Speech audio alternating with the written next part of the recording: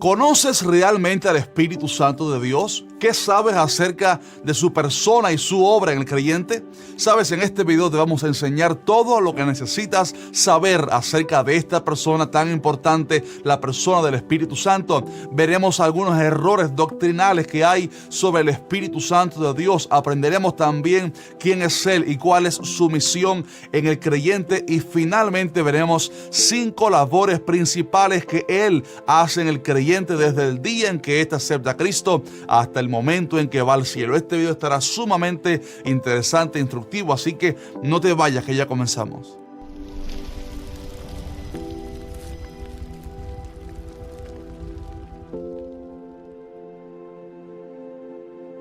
En este canal llamado ¿Qué dice la Biblia? Nos enfocamos en instruir al pueblo de Dios y responder a todas tus preguntas sobre la palabra.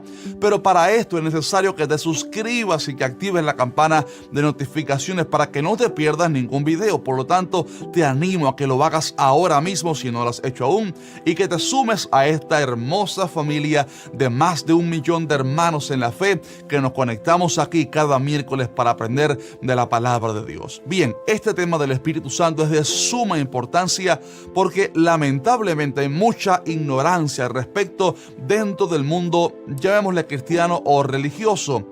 Recuerdo que en una ocasión el apóstol Pablo fue a la ciudad de Éfeso y les dijo a algunos cristianos que habían ahí: ¿recibisteis el Espíritu Santo cuando creísteis?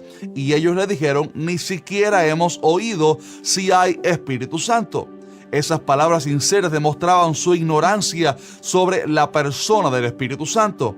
Hoy en día existen sectas que enseñan que, por ejemplo, el Espíritu Santo no es una persona, sino sencillamente una fuerza. Pero este no es una fuerza, porque una fuerza no tiene sentimientos y el Espíritu Santo sí. La palabra dice: no contristéis al Espíritu Santo de Dios, con el cual fuiste sellados para el día de la redención. Además, la Biblia enseña que Él tiene voluntad. Él habla y da órdenes. En Hechos 13, mientras los obreros del Señor estaban en Antioquía orando y ayunando, el Espíritu Santo habló y dijo: apartadme a Bernabé y a Saulo para la obra que los he llamado. Él llama, Él habla, Él tiene voluntad. También Hechos 16 cuenta cuando Pablo y sus compañeros intentaron ir a Bitinia, pero el Espíritu Santo no se los permitió.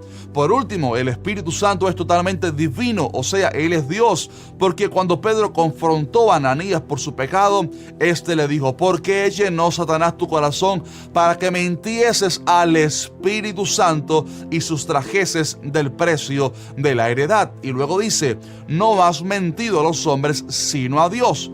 Por favor, note cómo primero le dice que le había mentido al Espíritu Santo y luego que le había mentido a Dios mismo. Evidentemente, el Espíritu Santo es una persona y Él es divino, Él es Dios. Otra falsa doctrina con respecto al Espíritu Santo es que este no es una persona, sino que más bien es una manifestación del Padre.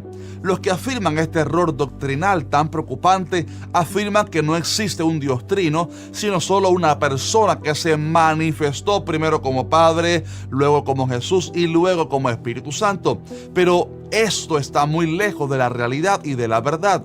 En la creación vemos a un Dios trino porque Dios dijo: hagamos al hombre a nuestra imagen, conforme a nuestra semejanza.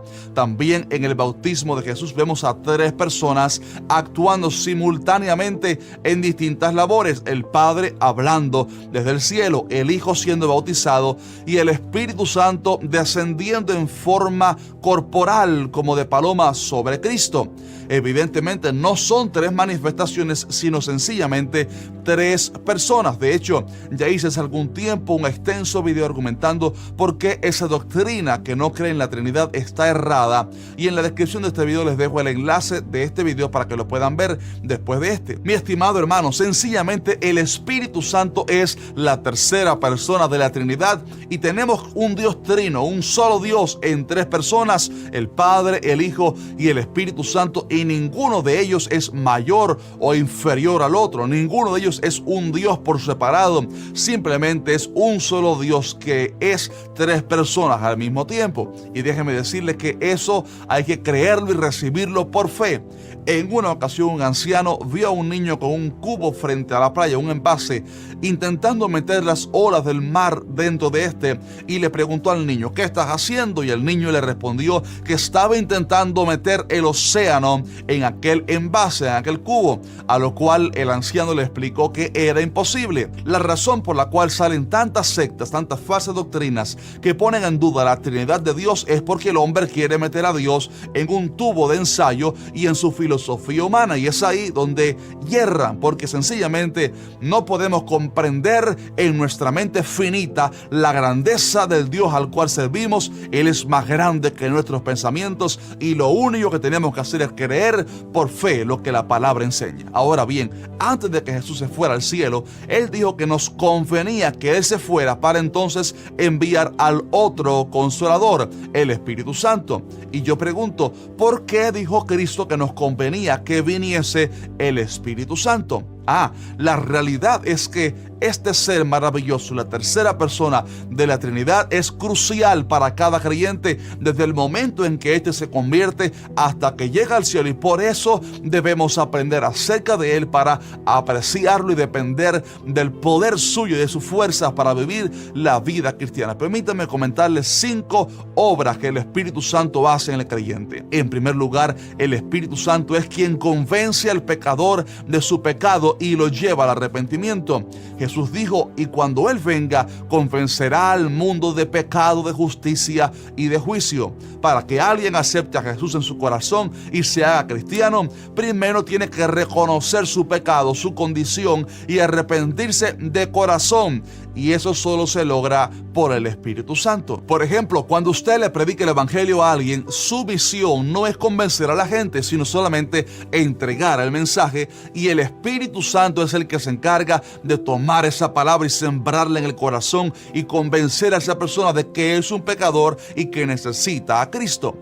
Primera de Corintios 12 dice que nadie puede llamar a Jesús Señor sino por el Espíritu Santo. O sea, el Espíritu Santo tiene que tocar su corazón y llevarle al arrepentimiento, y entonces la persona decide si abre su corazón y obedece a ese llamado de salvación o si endurece su corazón. Si usted tiene algún familiar que aún no es cristiano, le animo a que ore por él para que el Espíritu Santo de Dios toque su corazón y le convenza de pecado, porque esa es la primera misión, la misión principal de este ser tan hermoso del Espíritu Santo: convencer de pecado y llevar las personas a Cristo. A propósito, te quiero preguntar: ¿qué sentiste el día que aceptaste a Cristo? ¿Cuál fue tu experiencia como cristiano? Te animo a que nos dejes tu testimonio abajo en la sección de los comentarios y les vamos a estar leyendo para edificación mutua. En segundo lugar, el Espíritu Santo es el que sella al creyente. En el momento en que alguien acepta a Cristo de corazón, el Espíritu Santo sella a esa persona con un sello espiritual que nosotros no vemos físicamente, pero que los demonios sí lo ven. Ese sello indica que ahora somos posesión de Cristo y que nada ni nadie nos puede tocar sin la autorización de nuestro Rey.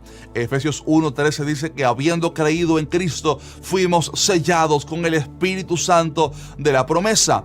El sello del Espíritu sencillamente es su presencia dentro del creyente. Cuando alguien nace de nuevo en Cristo, sucede el milagro más hermoso, que el Espíritu Santo de Dios viene a vivir al corazón de esa persona, y su gloria, su presencia es un sello que le da identidad y que lo guarda hasta que llegue al cielo. Por eso también dice la palabra: y no contristéis al Espíritu Santo de Dios, con el cual fuisteis sellados para el día de la redención. Esa presencia del Espíritu en nosotros también nos da seguridad, porque dice que el Espíritu mismo da testimonio a nuestro espíritu de que somos hijos de Dios. El sello del Espíritu nos hace saber que somos de Cristo, aunque obviamente tenemos que aclarar que esto no sirve de excusa para aquel que después de haber conocido la verdad quiera deliberadamente pecar y caer entonces de la gracia, como tanto se nos advierte en la palabra de Dios. Lo tercero que el Espíritu Santo hace hace es que Él nos santifica y nos va perfeccionando hasta que lleguemos al cielo. Gálatas 5 habla de las obras de nuestra carne y dice que ellas son, por ejemplo, adulterio, fornicación, inmundicia, lascivia, idolatría, hechicerías, enemistades, pleitos, celos, iras, contiendas, etc. Eso es realmente lo que nuestra carne ofrece. Pero luego se nos presenta el fruto del Espíritu y dice que es amor, gozo, paz, paciencia, benignidad, bondad, fe, mansedumbre y templanza. Note que no dice que es nuestro fruto, sino el fruto del Espíritu, porque es el Espíritu Santo el que comienza a obrar una transformación total de adentro hacia afuera en nosotros y nos va santificando. Mi estimado hermano, cuando eres cristiano sentirás a veces una voz bien suave en tu corazón, en tu espíritu, que te dice que tal cosa no le agrada a Dios, o comienzas a sentirte incómodo con ciertas cosas que antes hacías. Esa es la voz del Espíritu Santo santificándote y transformándote, porque Él está comprometido en terminar la obra en ti. La palabra dice que el que comenzó en nosotros la buena obra la perfeccionará hasta el día de Jesucristo. En cuarto lugar, el Espíritu Santo nos lleva a toda verdad y nos muestra la voluntad de Dios para nuestras vidas. Jesús dijo: mas el Consolador, el Espíritu Santo, a quien el Padre enviará en mi nombre, Él os enseñará todas las cosas y os recordará todo lo que yo os he dicho. También dijo: pero cuando venga el Espíritu de verdad, Él os guiará a toda la verdad, porque no hablará por su propia cuenta, sino que hablará todo lo que oyere y os hará saber las cosas que habrán de venir. Yo pregunto, ¿cuántos quieren la perfecta voluntad de Dios para sus vidas? Sin duda alguna, ese debe ser nuestro anhelo, y el Espíritu Santo nos ayudará en eso, porque Él nos conduce a toda verdad y a la voluntad del Padre para nosotros. Cuando leas la Biblia, pídele al Padre que su Espíritu Santo te muestre y te ilumine con su verdad. Cuando tengas alguna duda sobre algún pasaje bíblico, pídele al Espíritu Santo que te muestre la verdad, la revelación, la iluminación sobre ese asunto.